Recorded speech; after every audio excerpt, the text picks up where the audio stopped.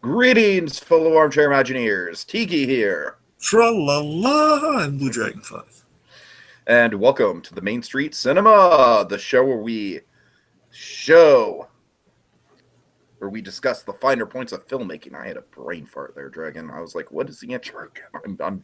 I'm dumb. Okay, folks. So Dragon and I, we're about a week late with this. About a week late, but coincidentally, Dragon, we ended up seeing this on the same day. Of course, we talked about it in our trailer. I'll just kind of briefly, loosey goosey. Dragon, the one thing I want to bring up with if you and I had a time machine, Dragon, let me pose this ridiculous hypothetical, okay? Oh, God.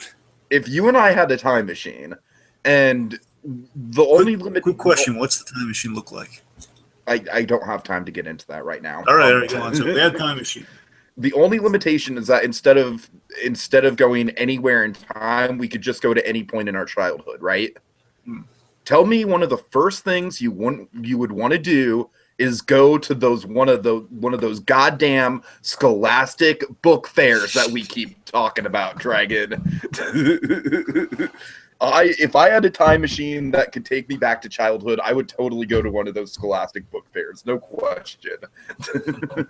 And that's all I want to really bring up in regards to my connection to Captain Underpants. Like, of course, I haven't read the books in forever. The only thing I really remember about the books, besides the titles and covers, is, of course, the Flippo vision.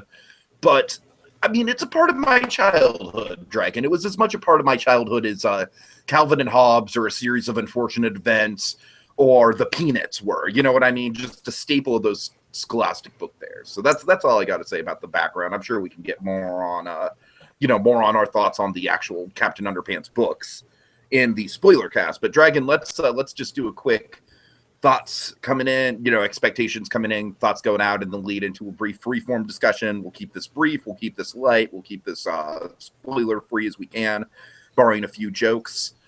Dragon, so my expectations coming into this thing, I got to admit, I was like, I didn't really know what to expect, because here's the thing. Everyone has been talking so much about Wonder Woman, Dragon. This thing got buried by Wonder Woman in the media, in reviews, everything. Like, I barely saw anyone even posting reviews of this thing. And so I was like, okay, that could either be like just Wonder Woman's getting like a lion's share of the of the attention, or it could be a really bad sign of like it's so bad that they're not screening it for critics. So I was apprehensive, Dragon. Like, this could either be like a Winnie the Pooh style situation, where, of course, Winnie the Pooh famously went up against Harry Potter and the Deathly Hallows Part 2 and completely bombed and no one talked about it. And I ended up loving the movie. Or it could be, like a home situation where no one wants to talk about the movie. Home. Can you believe there's a Netflix show about that shit? Don't remind me of that. All right. Don't remind me of that. Okay, coming out, Dragon. This is my favorite movie of 2017 so far. Really? Yeah. I love this movie. Logan. I understand Logan. Just hear me out on Logan. Logan's actually it's number 4 on my list. My top 5 right now would be this at number 1, Guardians Volume 2 at number 2. Wow, this over Guardians, huh? This over Guardians, yeah. And then Get Out at number 3, and Logan at number 4, and then rounding out. Okay, hold the phone. Get Out over Logan, really? Yes, Get Out. Don't fight me on this. Don't all right. Logan isn't as rewatchable as I hoped it would be. Like, Logan is a tough sit, and that's my issue with Logan. Like, when I rank these movies, I rank them based on, like, how much I could see myself just sitting down and rewatching it over and over and over again. Logan's a fucking fantastic movie. It's beautiful. It's artistic as hell. I can't see myself rewatching it more than once or twice. Essentially, the Schindler's List of comic book movies is what you're saying. Pretty much, yeah, and that's not a bad thing at all. Yeah. That's a great thing, but I'm just saying, like, when it comes to my film rankings, like, these are my favorite movies. They aren't necessarily the best movies. And so Captain Underpants is by far the movie that's come out in 2017, Dragon, that I could just see myself rewatching over and over and over again. I mean, granted, it was a close call between Guardians and Captain Underpants, and maybe my view on Guardians is a bit skewed now that I've seen it 4 times, and it's kind of just like, all right, I get it, Guardians, okay, yeah, it was good. It was awesome. You know what I mean? I'm kind of worn out on Guardians a little bit, so I might come back to that at the end of the year. But as of now, Dragon, I love this movie. I unabashedly, unashamedly love Captain Underpants. I really, really do. And it's such a stupid title, right? It's like you say it out loud, like Captain Underpants is an awesome movie, but you don't. You know, it's like, and I'll get into reasons why. I just think this movie's so sharp. It's got really sharp writing. It doesn't rely on toilet humor like I was scared it would. Well, technically, it does rely on toilet humor, but okay, you're right, not the way you thought it would. It shows great reverence for the source material, almost like a Peanuts movie style reverence to the source material. I definitely got Peanuts movie vibes watching this thing. It's got a unique structure to it. It's got some great fourth wall jokes. You know I love my fourth wall jokes. And just overall, Dragon, it's just really fresh and refreshing, and it's just exactly the type of film I wanted to see out of DreamWorks right now. I'm so happy with this movie. I really am. I don't think people are talking about it nearly as much as they should be. Yeah. All right. And now, I don't know, Dragon, you could hate the movie for all I know. So, I'm very curious. What were your, give me your 2 cents on it.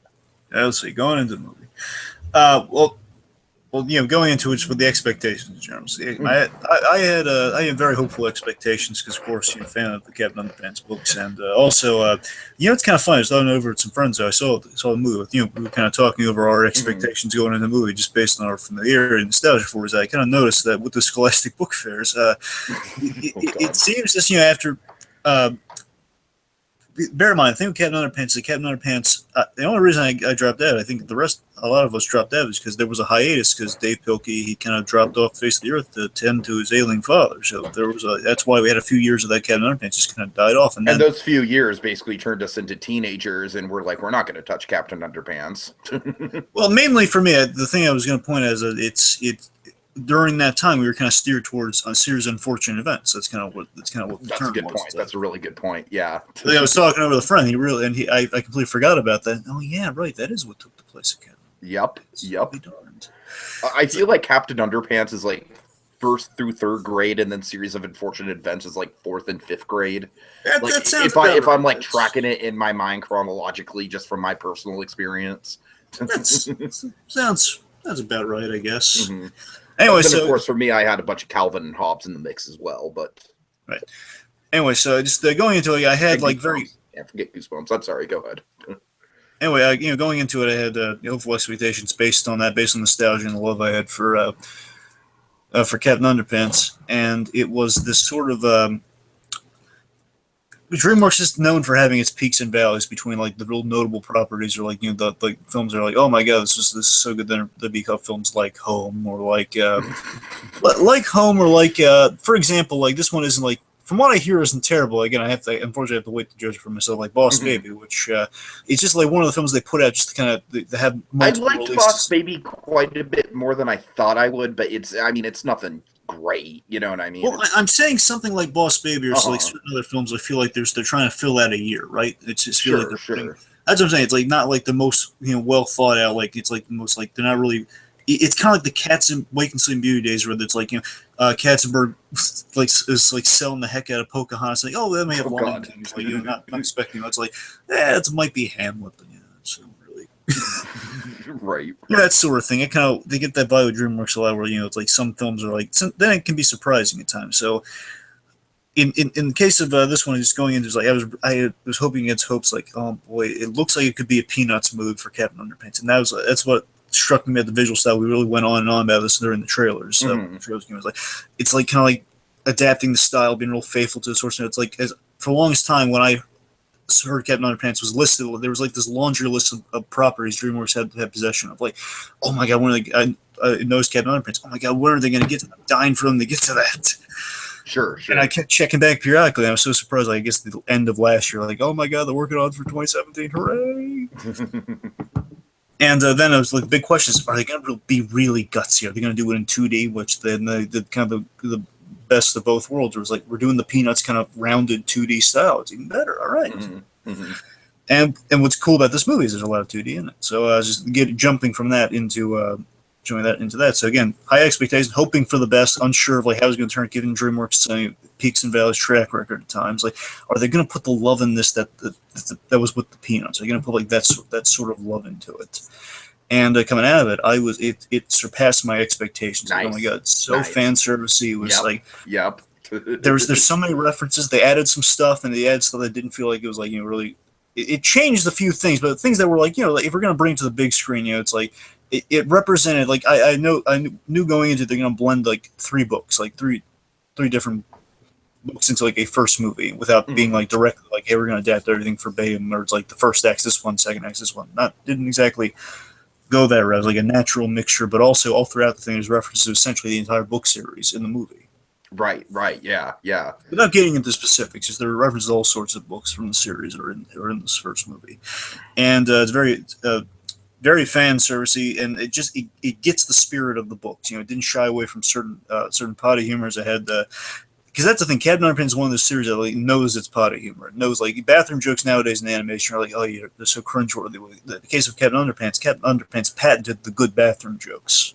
It really did, man. It really did. Yeah. Exactly, because it was like, and what the best thing, one thing I'll say before we move on, there's one last thing is that with Captain Underpants, the experience I enjoyed the most is that realizing what they were doing is like, oh my god, they did the best thing they could have possibly done with it, where it's something, it's like the 60s Batman effect, where again, the kids are going to love for the jokes, and the adults, especially the longtime fans, but the adults are still enough there to enjoy. Like, oh my god, there's this fourth wall humor so clever, and it's like it's making these jokes and these changes in style. It's so clever and entertaining. It's like they kind of reached all audiences with it. I was like so proud. I was like, I had such a sense of pride watching it. Oh my god, like I heard kids had this great experience where. I still wish the theater was more packed, but of the people that are in there, I could hear children laughing. I could hear adults laughing. It was great. I had that experience as well, Dragon. I actually did see it in a sold-out theater, though granted I have those weird theaters with the reclining seats, so there's not as many actual people in the theaters, but still, it was... Yeah, I got the reclining seats too now. They added it to my theaters recently. Okay.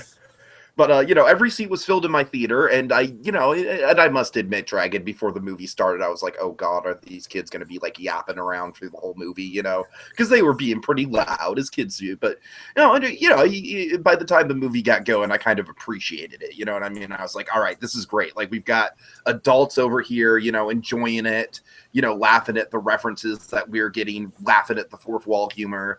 We've got kids laughing at the Captain Underpants jokes and all that. It just all around. Yeah, I just absolutely think it strikes all levels, Drag. And I think, frankly, I'm just really, really surprised. Like, this movie just feels like it's getting buried. Like, no one's talking about it at all. No one's, like, with the Peanuts movie didn't go, like, gangbusters at the box office. Well, I've seen it got the same, like, kind of star reviews as Wonder Woman. So it's, like, on par with kind of the quality of Wonder Woman in terms of the reviewers. I mean, that's good. I'm just saying, like, it just seems like all the attention's on Wonder Woman right now, and deservedly so. I think Wonder Woman's a good movie. We'll get into that if we ever do a spoiler cast with Wonder Woman. You got to remember, Wonder Woman, of course, is a really big deal because not only is it like kind of the first good female-led superhero film in a long time, but also it's it's just the first good DC film since frickin' Dark Knight. And in 75 years, she's never gotten a movie, so she's appeared in last year with I'm saying more than 75 years. I don't want to get political, Dragon, but I think that kind of stuff is what makes me hesitant to even talk about Wonder Woman, because it's so hard to talk about Wonder Woman just outside of the context of all that and just talk about it as a movie, at least for me, because this movie, I think it's a good movie. I think it's a good movie. Captain Underpants, I think, is a great movie. Okay, so let's just kind of transition. I'm just saying the last thing that they hit upon with children laughing just took me back to my childhood of like, enjoying those books. That was kind of the children laughing that really got me. I was like, yeah, that's a fun experience. Okay, so yes. So yeah, just kind of running short on time, Drags, so just a few freeform conversation things. So speaking of bringing you back to childhood, this is one of the best movies I've seen in a long time when it came to recapturing that feeling of childhood imagination. And Dragon, I love the way that they use the comic books in this movie. It's so great. I still have stacks of comic books in my closet of characters that me and my friend used to draw. Like, we were like a George and Harold back in the day, man. This was more high school than elementary school, but still, like, it definitely, like, and in elementary school, I remember I was like writing short stories and stuff like that. I actually read an Atlantis fan fiction to the class, if you can believe that. Honestly, I think Captain Underpants may have introduced, I think, not only myself, but a lot of kids, just kind of the idea of making your own comics, just kind of drawing your own comics based on just having a love for superheroes or anything you're into. So it's kind of like, it's made it look like that easy, like anyone can do this sort of thing. So I think it's kind of what Kevin Underpants put forward there. Oh, absolutely, absolutely. And like I said, it's a great message. I just think the movie just does a fantastic job of just encapsulating that, and just also just the idea of, like, we never see fucking George and Harold on smartphones. That's so refreshing, Dragon. It's like it's Peanuts all over again. I'm like, yes, thank you. This movie celebrates kids being kids and having a fun time and hanging out with each other in a fucking treehouse, and I love it for that, Dragon. Oh god, this movie just really does it for me. I understand this movie's not going to be for everyone. I understand there's definitely going to be some people that are like, this movie's better. No way this is better than Logan. Technically Logan's probably a better made movie. But this, like I said, I could just see myself watching this movie 100 times and not getting bored of it. I really could. It definitely is a very rewatchable. Honestly, I'm dying to rewatch again. I don't know if I may get the chance, but I would love to rewatch it. When it comes to DVD, of course, I'm going to be rewatching like crazy. But it's the humor is very sharp in it. I like that what I loved in this movie, and speaking of the technology briefly, is that you're right. It didn't occur to me until you mentioned, we don't have smartphones. Like, the most high tech we go is at the turbo toy, which we saw in the trailer. We saw that in trailers. That has electronic eyes. It's like kind of those, like kind of the old, not Chia Pet, the old, like, kind of the robotic dog eyes. Oh, the Tamagotchi. Yeah, the Tama, it's like the Eve eyes. How Eve has like kind of the multi, right. The light bright eyes sort of thing. It has like one of those things. And that's like the most high tech we get in, because it's not just like big cartoony bulgy eyes. Instead, it's like cool technological things. I mean that's as well, because that was like science. Anyway, but what I'm getting is, I love that we added some dimension to these guys. Not only, it's like, that's what shows you real love there for the Sorcerer. I love that without getting too into it. I like that we got to know we got to know. No, not only do we get to know him, I'm talking about we get to know him. Yes, we do. We have some funny backstory on him. What I want to focus on, though, we Principal Krupp. I love that we get layers. As a character is fantastic. I know. I love it. We did such great stuff with Krupp, and with the origin with Krupp was a little flawed, and we made it much better in the movie, I think. Absolutely. Because Krupp in the books, I remember just being just a kind of a nightmarish asshole to us. That's the thing. He's just kind of a taskmaster, but they added some levels, added some, like, if not likability, at least you understand where it's coming from. I think it's a great message to send. Again, this film is just a great movie to show to kids, I feel. But again, it's something that everyone can enjoy. So I don't want to say it's just a kids movie, but again, it is something great to show kids. It's funny that you mentioned that, Dragon, the terminology of that, because I would call this a kids movie. I wouldn't call this a family movie. I would call this a kids movie. But I say that in with the most praise I could possibly get. It's like the best fucking kids movie. Yes, you know what I mean? And it's like the Rolls Royce of kids movies. And I love that it's imparting these lessons through a kid's point of view, through Harold and George. Which, by Harold and George, of course, they were great protagonists in the book, and here we keep that quality. They're great. And I love how they fully realize voice acting is perfect on them, writing's perfect on them.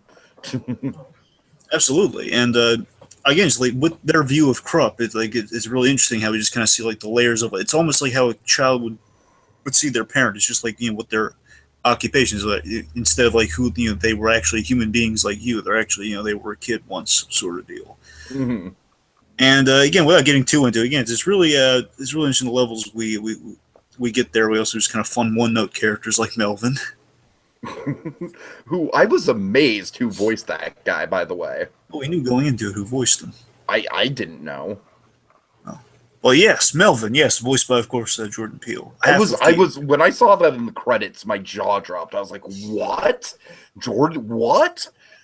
Can we just I give it told up? Can we I just give it up told to you Mr. Peel? That guy is having a year, man. He's he having is. a moment right now. I told you, Dickie, those Key and Peele lads are going Yep. places. Yep. The next Keenan and Kel, if you will. Oh, I think they're going to be more successful. No offense to Keenan and Kel. Keenan's doing his thing on SNL. Kel, he's Well, he's in animation. He's promoting the split and stuff right okay. now. Fair So. enough. Fair enough. But I'm just saying, I think he and Peel have the potential to be household names. That's true. I'm just saying, like they're Key and Kel for the next generation sort of thing. They're going. Sure. I, Anyways, all right, talented young let's lads. right. So real quick, let's hit upon some really cool stuff that we're like. So again, the fourth wall breaking was fantastic. So I would say maybe the best fourth wall breaking in an animated film since fucking Emperor's New Groove. I'm glad you pointed out. So you're like kind of feel the fourth wall breaking. Very it's much kind of reminded me of Emperor's New Groove. Sure. Here's what I'm saying: it's a mixture because I love, of course, we have a scene that directly pairs this, and I love that we kept this from the trailer because honestly, this bit in the trailer sold me on the movie even more so than I really was. Just like wanting to see, it's like, oh my god, they have an actual take on it. So basically it's Ferris Bueller meets Emperor's New Groove in terms of the fourth. Sure. You can actually you can stop things like the Emperor's New Groove, but you can interact and while no one's noticing it, like Ferris Bueller. Oh my god, it's so good. Can I just mention my favorite gag in the movie? Yeah, sure. I'll piggyback off because you and I directly tie into our moment. So you go on. Okay, so this gag happens, and I don't really consider it a spoiler because it happens about 5 minutes in. It's like, it's basically like George and Harold, or like the opening, just kind of George and Harold. They give us a walkthrough of the status quo, essentially. Right, and then they have like a small victory over Crump, and then it's just like, that's the movie, folks. Bye. That wrapped up sooner than I expected. And I just can't get over it. Right? It's just like, the credits start rolling, like directed by George and Harold, starring George and Harold, written by George and Harold, produced by George and Harold. Oh god, it's just so well played, Dragon. That whole moment, everyone kind of jokes about, like, oh, if this would have happened in a movie, then it would be over a lot quicker. They actually play that, and it plays so well. Oh my god. I've seen that joke before, but it was by a very special fourth wall breaking source, Deadpool. So Deadpool's in the Deadpool game, they've had something like that. It wasn't as like interactive as it was there, that's kind of the fun layer of it you get in this movie. But it's like this fun gag where Deadpool in the game, he killed, the whole thing's about killing Mr. Sinister. It's like kind of the mission of the game. So he kills Mr. Sinister. Cable's telling him, no, Deadpool, that's not. Basically tells him that's not the real Mr. Sinister. That's a clone. So Deadpool kills Sinister, like throws him like the crotch first into Cable's face, and he just basically says, okay, basically strikes a Star Wars pose, and very much like Star Wars, like da da da da. It says, and then they starts to go into the credits, written and directed by Deadpool. Oh god. But Deadpool, then Cable Quiz says, that wasn't Sinister, I was a clone, you idiot. That's great. So I'm saying that, and they've done kind of the credits thing before. This is a fun layer on the like. It's like, oh, it's real casual. Like they're actually thinking they offended the movie. Right. Exactly. Like, that wrapped up a lot sooner than I expected. There's all sorts of there's a myriad of different types of fourth wall break we have throughout the throughout the thing. Very very Without good. giving too much away, Dragon. I love the mixture of different types of animation. I know. I'm in full agreement with that. Just put a pin on that. So there's something we have mentioned again, like kind of what the comic book look again. Something I was really hoping for, that we do keep the 2D style quite literally. We do have some 2D bits in there as well, but again, other mediums too. Just let's say that much. But yeah, we have a whole bunch of different mixture of things. Mm-hmm. Absolutely.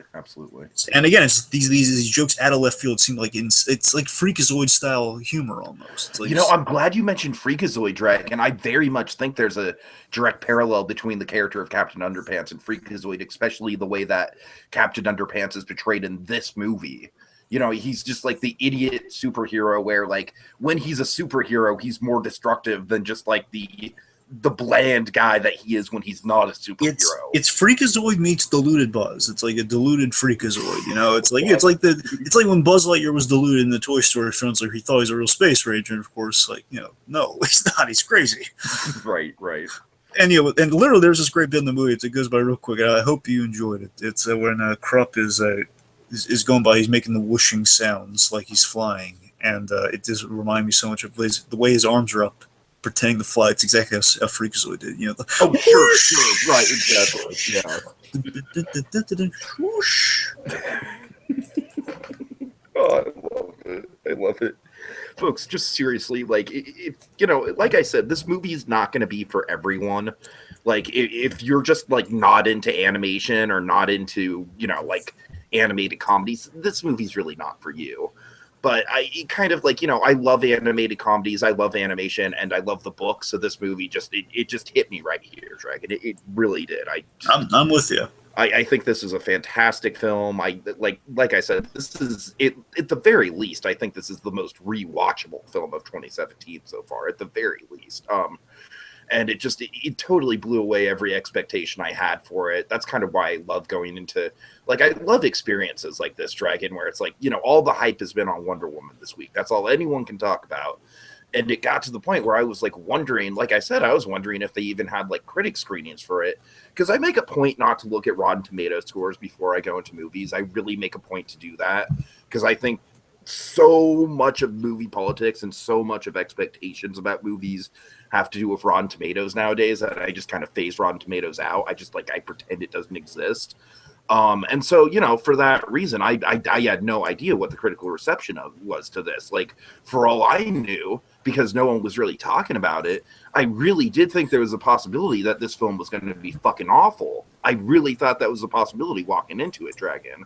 And so it's just like, I can't express how happy I am that not only did it just blow away every expectation I had, it's just, I think it's legitimately one of my favorite animated films, you know, of the past couple years. I mean, let's see, I don't, like, you know, I definitely think, yeah, I mean, it doesn't have like the emotional punch of something like Zootopia or the social commentary of something like Zootopia. It's kind of like you measure up the Storks.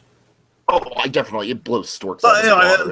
As much as I like storks, it blows storks out of the water. I'm saying to compare it to for comparison's sake, but yeah, I mean, saying obviously it's better than storks. I'm saying I mean, I'm just gonna. I legitimately think this is gonna be like a new Emperor's New Groove for me, where I'm just gonna quote it and like, you know, like I'm really really happy with this film. Like I said, it just brought me back to my childhood. I love the emphasis it has on the comic books and everything like that, and it has one of your favorites in it. It has Kirsten Shaw. Yes, it has Kristen Shaw. Yes. I'm glad you mentioned that. I picked out her voice as soon as I heard it. I was like, that's Maple. That's Maple. That's Maple. And I'm convinced that she's an original character for the movie, and it was kind of a nice. I'm pretty sure she is. Yeah. And again, connecting to Krupp's story, I think is a really good move to kind of do that. So I agree. Right. Okay, that's all I have, Dragon. I'm glowing about this thing, man. I really am. I did not expect to love this movie, and I really I'd really like to talk about it further, but again, we want to save that for another more in-depth discussion. Of course. But it was just, I think it's very much in service to what Dave Pilkey was going for, but it also has this great kind of message, like all the simplistic kind of like, you know, like it's like, oh, something's being threatened here, but what's being threatened here is something that we should all kind of take to heart. Sure. Like good messages all throughout, and just kind of like it's like it's not on the nose, and any time it does it, every time it seems like it might be hitting itself on the nose, it calls itself on it. So again, essentially this is I mean, it's going to sound like really high praise, but I mean, it's kind of warranted. It's again, it's kind of an animated Deadpool. Like you and I were kind of talking, like if they're going to kind of go with the fourth wall, you know, with all the fourth wall breaking, we kind of knew was on the horizon. It's sort of like if we're lucky, it could be kind of Dreamers having somewhat of their own kid-friendly version of Deadpool. Sure. Which, I mean, again, I don't want to make an oversimplification like that, but in a way, I mean, it could be a good franchise for them, but also be like, you know, a lot of fun and a way of kind of getting kind of some, like, naughty in the sense of like, oh yeah, kids shouldn't be doing that, but that's how it's all fun. Like they're all shenanigans. Right. Yeah. A lot of fun, really, really good movie. Okay. So, folks, thanks a lot, and stay tuned. We will be doing a spoiler cast on this. And until later, say it with me, Dragon. Troll.